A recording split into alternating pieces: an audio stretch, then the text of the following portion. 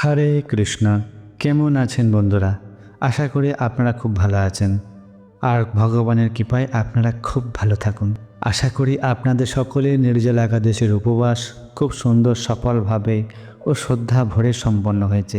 আমাদের দৃঢ় বিশ্বাস যে এই উপবাসে আপনি ভগবান শ্রীকৃষ্ণের বিশেষ কৃপা লাভ করেছেন এবং হয়তো কিছু না কিছু বিশেষ আধ্যাত্মিক অভিজ্ঞতাও পেয়েছেন।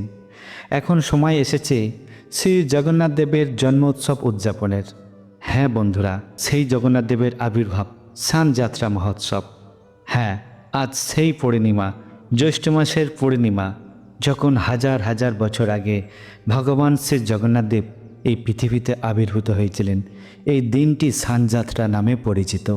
বছরে একবারই এই দিনে জগন্নাথ, বলরাম ও সুভদ্রা দেবীর মহা অভিষেক হয়। এই সময় তাদের এক বিশেষ অলঙ্কৃত রূপে সাজানো হয়, যাকে গজবেশ বলা হয়। আজকের এই শুভ দিনে চলুন শুনে নিই এক মধুর ও কল্পনাপ্রসূত স্নানযাত্রার পেছনের এক মহান কাহিনী। যদি এই কাহিনী ভালো লাগে তাহলে এমন আরও বৈদিক প্রমাণসহ কাহিনী পেতে আমাদের চ্যানেলটিকে সাবস্ক্রাইব করুন আর নোটিফিকেশানটি অন করে রাখুন। হরে কৃষ্ণ।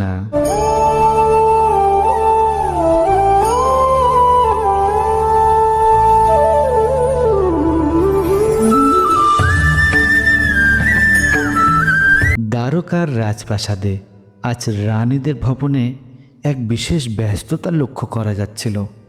কারণ আজ মাতা রোহিণী দেবী ভগবান শ্রীকৃষ্ণের সব রানীদের এক গোপন রহস্য বলতে চলেছিলেন। ভগবান শ্রীকৃষ্ণ ও শ্রী বলরাম সেই সময় রাজকার্যের জন্য অন্য ভবনে ছিলেন।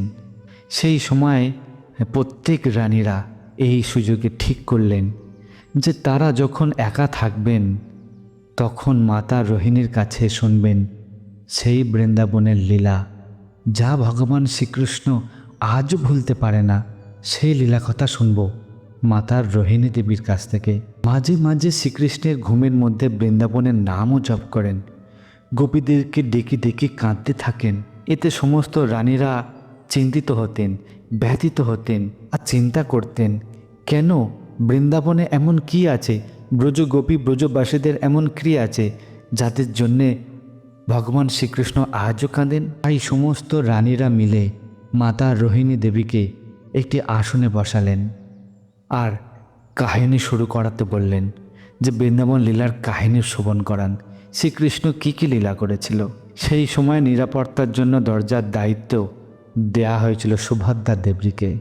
আর ভগবান শ্রীকৃষ্ণ বলরাম হঠাৎ যদি এসে পড়ে, তাই সুভদ্রা দেবীকে থামতে বলেছিলেন যে তখনই তুমি আমাদেরকে ইশারা করবে, তখন আমরা থেমে যাব। সঙ্গে সঙ্গে সুভদ্রা দেবী সেই দরজার দ্বারে দাঁড়ালেন। কিন্তু বৃন্দাবনের কাহিনী এতটাই আকর্ষণীয় ছিল, ধীরে ধীরে এই লীলার মধ্যে ডুবে গেলেন সবাই। আর এমন লীলা আরম্ভ হলো, তখনই ভগবান শ্রীকৃষ্ণ বলরামের আকর্ষিত করতে থাকলেন এই লীলা কথা, এবং তারাও সেখান থেকে সেই লীলা কাহিনী শুনতে থাকলেন আর তাদেরকে আকর্ষিত করতে থাকলেন। এতটাই আবেগে ডুবে গেলেন যে তাদের দেহের আকার পরিবর্তিত হতে লাগলো, চোখগুলো বড় বড় হয়ে যেতে লাগলো, হাত পা ভেতরের দিকে সংকুচিত হতে থাকলো। এই রূপ ছিল সম্পূর্ণ ভিন্ন। ঠিক তখনই যখন কৃষ্ণ বলরাম এই দ্বারে এসে দাঁড়ান, ঠিক সুভদ্রা দেবীর দুই পাশে, আর তাদের এই রকম রূপ হতে থাকলো, এতটাই লীলায় আকর্ষিত হয়ে গেল। ব্যাস ঠিক তখনই চলে এলেন নারদ মুনি। আর সেই নারদ মুনি অবাক হয়ে দেখলেন যে প্রভুর এ কী রূপ, আজ পর্যন্ত কখনো এরকম রূপ দেখেনি। ভগবান শ্রীকৃষ্ণ বলরাম ও সুভদ্রার এমন রূপ। তিনি সঙ্গে সঙ্গে তাদের কাছে এলেন আর প্রার্থনা করলেন, হে প্রভু, আপনার এই রূপ যেন গোটা বিশ্বে যেন দেখতে পায়, তারা যেন আপনার এই সুমধুর রূপ দেখে যেন মন্ত্রমুগ্ধ হয়ে যায়, আনন্দ লাভ করতে পারে। ভগবান শ্রীকৃষ্ণ ভক্তের প্রার্থনা গ্রহণ করলেন আর নারদ মুনিকে বললেন, এই রূপেই আমি আবার কলিযুগে আবির্ভূত হব, জগন্নাথ রূপে। এই রূপই হলো আমার জগন্নাথ, বলরাম ও সুভদ্রা দেবীর মূর্তি। এই রূপ প্রকাশ পেয়েছিল রাজা ইন্দ্রদ্যুম্নের সামনে।